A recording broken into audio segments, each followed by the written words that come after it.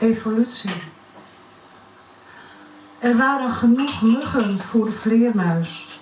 De schaduw flitst tussen donkere stammen, jagend op de legioenen van al wat vloog, aan vliesvleugeligen en zespotigen. Spinnen van alle soorten gedijden. Er was overvloed. Ook vogels deden zich te goed. Afwezigheid zie je niet. Er zijn kinderen die opgroeien zonder ooit te kunnen zien hoe een klein gouden kevertje een weg zoekt over zondoorstoofde tegels, zonder het zachte gezoem rond bloemen op een zomerdag ooit te horen.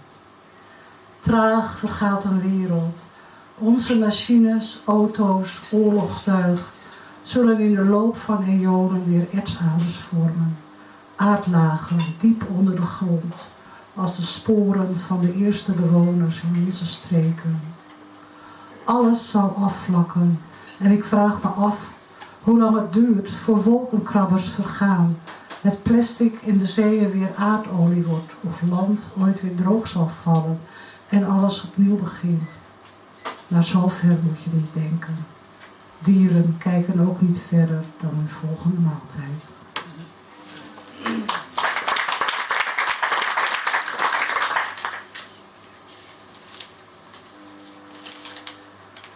Tassen.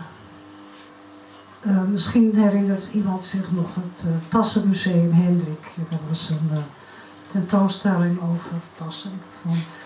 Wat mensen meegenomen hadden op de vlucht. Tassen. Wat neem je mee als je op reis gaat en weet dat je niet terugkomt? Ergens anders thuis moet zien te zijn. Een paar koffers met kleren. Een portefeuille met papieren. Een tas met foto's. Een zakje bloemenzaad. Koekjes voor wie eerder kwam. Make-up van thuis. Een bruidscadeau. Een kogel uit je oorlog. Een steen van je vernielde stad. Schamel en simpel liggen je voorwerpen in de museumvitrine van het nieuwe land. Tonen wat jij meedraagt.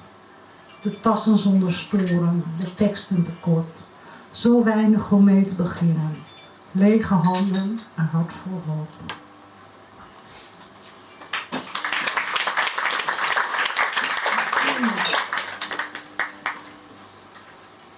Lampedusa.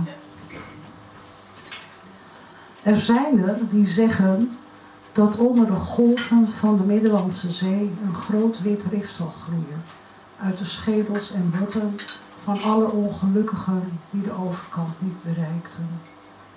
Zij zeggen ook dat de klip zal rijzen, dat een dam, een dijk zal ontstaan uit hun lichamen, niet te herleiden tot een naam, een persoon, een gezicht.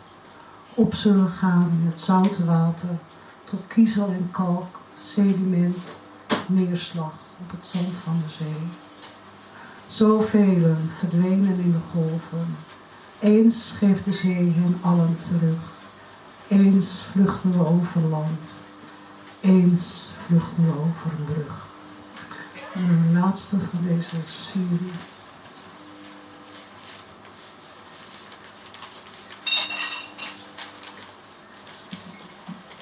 De aarde aaien.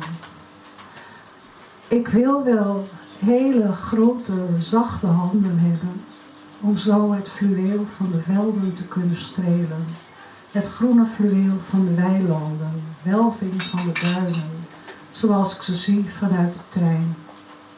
Elke krieke graspriet voelen, als de hoge pol van een mooie, soepele stof, die het landschap hier past als een op maat gemaakte jas.